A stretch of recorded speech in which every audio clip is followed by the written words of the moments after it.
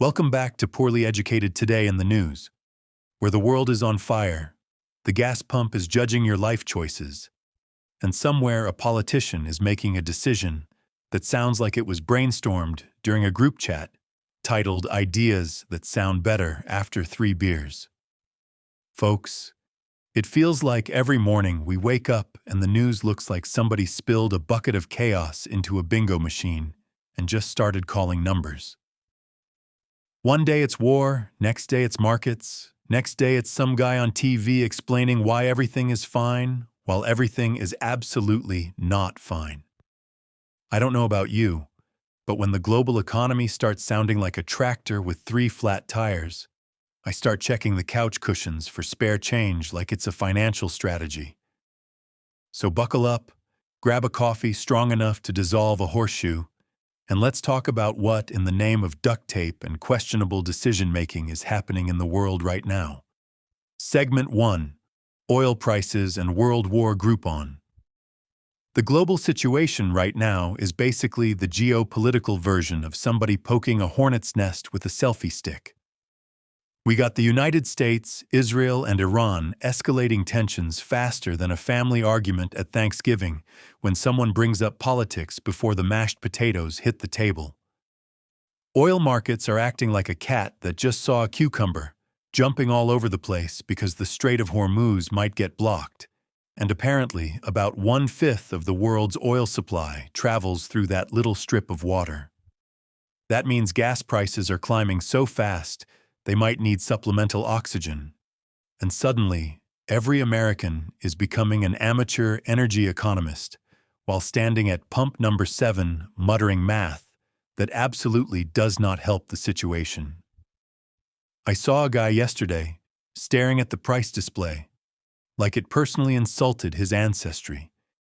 And honestly, I get it, because when filling your tank starts feeling like financing a used boat, something is off. The real kicker is this whole situation is being described as escalate to de-escalate, which sounds suspiciously like saying, I'm going to yell louder so this argument becomes calmer. That's not a strategy. That's what happens when 2 raccoons fight over a hot dog in a Walmart parking lot.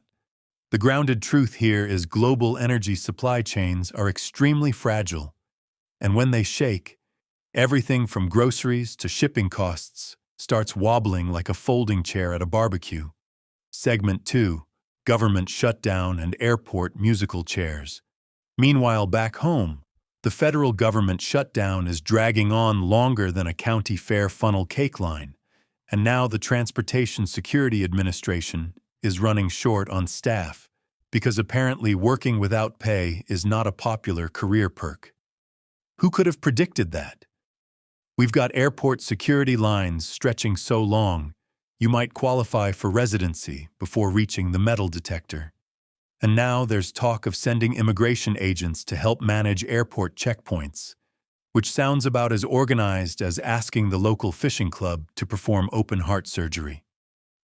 I'm not saying people can't adapt, but there's a reason you don't ask the guy who fixes tractors to suddenly fly the plane.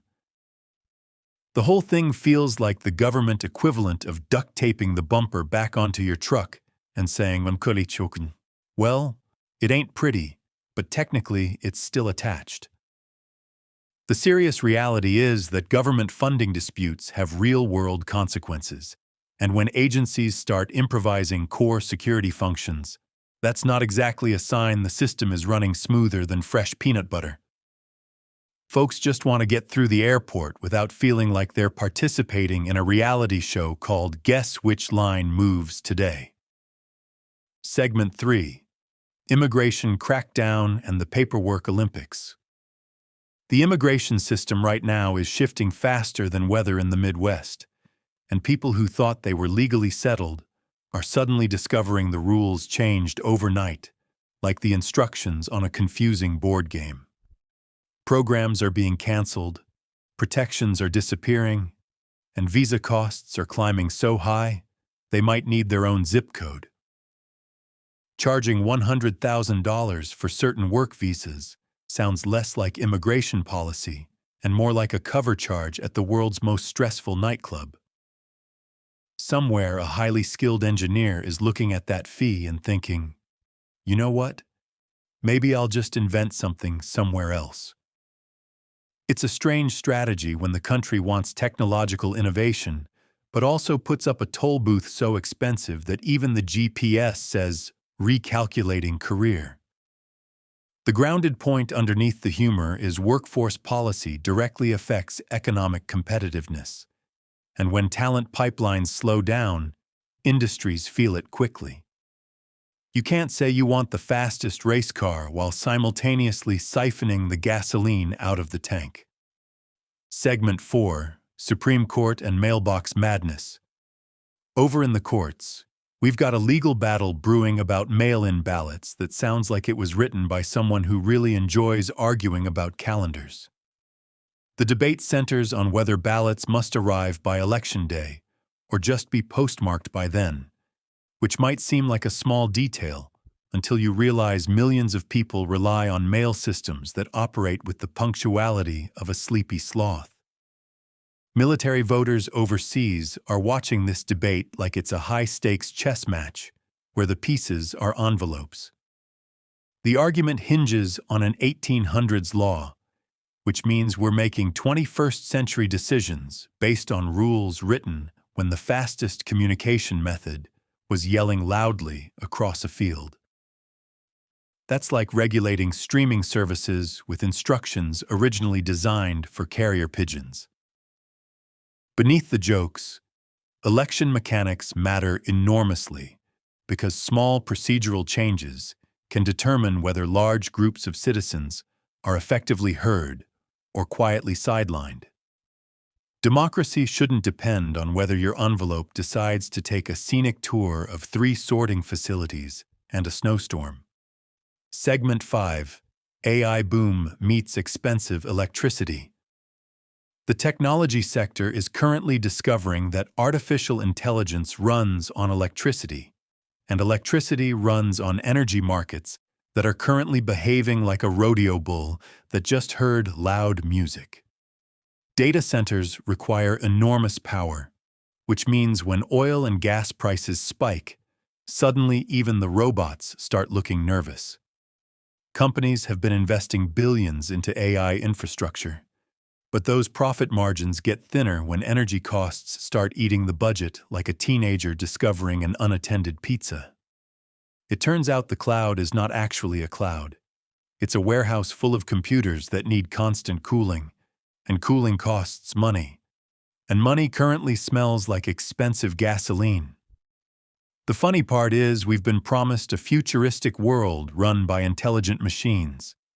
But those machines apparently still depend on the same global fuel logistics as a 1998 pickup truck hauling lumber. The grounded takeaway is technological revolutions still rely on physical infrastructure, and physical infrastructure depends on stable supply chains that currently look like they were assembled during a windstorm. Segment 6, World Events and Weather Throwing a Tantrum. On top of all that, extreme weather is hitting multiple regions, creating floods in some places and droughts in others, like the planet is experimenting with dramatic mood swings. One country is building sandbags, while another is praying for rain, and supply chains are once again being reminded that nature does not read quarterly earnings reports. Farmers are dealing with unpredictable seasons, and global food markets react to that uncertainty like squirrels reacting to a dropped potato chip. When agriculture sneezes, grocery prices catch a cold, and suddenly everybody is reconsidering how many eggs they actually need this week. The analogy here is the global economy is basically a massive potluck dinner, and when one person forgets the main dish, everyone ends up eating way too much macaroni salad. The serious reality is, climate variability affects food production, insurance markets, and economic stability all at once, which means the ripple effects spread far beyond the farm. In conclusion, the world currently feels like it is being managed by a committee of caffeinated squirrels trying to assemble a trampoline using instructions translated through 6 languages and a fortune cookie.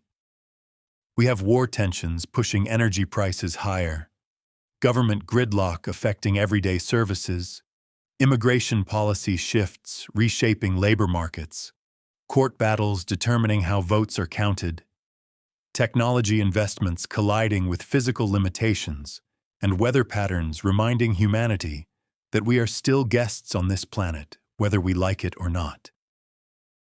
The absurdity keeps escalating, but beneath the jokes are real pressures affecting households, businesses, and international stability.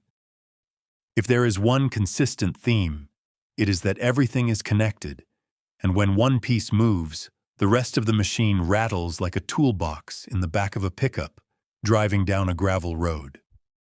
Stay informed, stay skeptical, and maybe keep a little extra patience in reserve, because the headlines are not slowing down anytime soon.